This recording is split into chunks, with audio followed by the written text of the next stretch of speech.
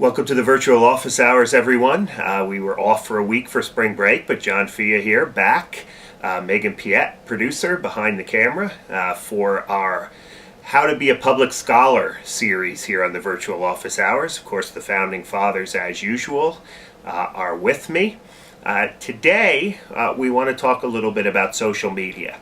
Now, there are all kinds of social media options out there to use to promote your ideas, your historical ideas, or your thoughts about history. I have kind of been very limited in my use of social media. We talked about blogging last time, obviously a form of social media. I mostly, though, will use Twitter and Facebook to promote my ideas to the larger public. And what I have found is even when I use Twitter and Facebook are often subordinate to my blog. Again, go back and look at last episode.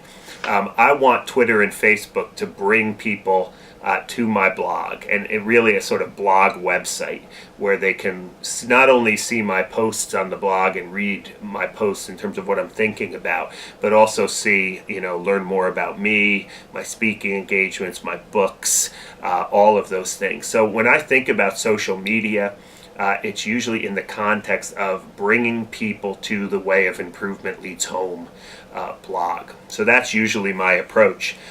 What I do is I connect using the Twitter feed application or the Twitter feed program. I connect my blog posts directly to Facebook and Twitter, so as soon as I post something on the blog, they go directly to my Twitter feed and my Facebook page. And with the exception of Google, where people are Googling something and they come to my blog, most of the traffic that I get on the blog, again with the exception of Google and sort of regular readers who are reading it either through an RSS feed or something else, most of my readers come from Twitter and Facebook. So that's the way I bring them there. Facebook, there's a variety of ways to approach this. I know that some people who want to reach the public through Facebook, some scholars often have a professional Facebook page and a personal Facebook page. I have no problem with that. I have one page. I use it predominantly for professional reasons, although you may find a picture here and there of my kids or my family vacation or something. But most of it is kind of a professional information about me.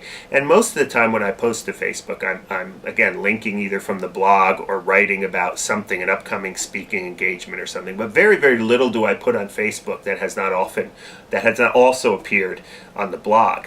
What I do find with Facebook is sometimes when a blog post is sent over to Facebook, sometimes the conversation and the discussion about the blog post is much more robust, much more rich, much more thorough, many, many more commentators on Facebook than actually in the comments section on the blog. So I often encourage people, if you follow the Way of Improvement Leads Home blog, to also follow me on Facebook, because there some of the better discussions often occur. Twitter, I'm not a kind of tweeter. I don't kind of tweet sort of what I had for breakfast and, all of those kinds of things. But again, it's mostly blog posts coming onto the Twitter feed. I tend to follow a lot more people on Twitter than that follow me. Simply because I use Twitter not only to promote my blog posts, but also to learn more, get more information from other tweeters about stuff that I can then put on the blog. For some reason, Twitter has limited the number of people I'm allowed to follow. I think I have 2,000. I'm following 2,000 people, but until I get more followers that match or come close to the 2,000, they won't let me.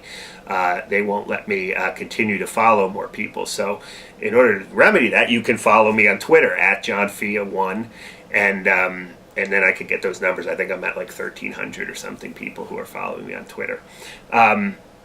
So again, back to sort of creating a platform, right? My platform is my blog, and then I use Twitter and Facebook to bring people there, and that often then results in people learning about my work, buying my books, inviting me for speaking engagements. Again, all traffic being driven to the blog, and that's how I use social media. I would love to learn how to use it more effectively. If there's ideas out there that you have, by all means, contact me and let me know. But that's the way I use it. And again, if you are a historian, you want to engage the public on matters related to history, social media is a wonderful way to do it. It's limited, though, in what you can do. But if you are bringing people to other sites and so forth, you can still educate the public using these social media tools. So thanks for watching the Virtual Office Hours. We will be back next week.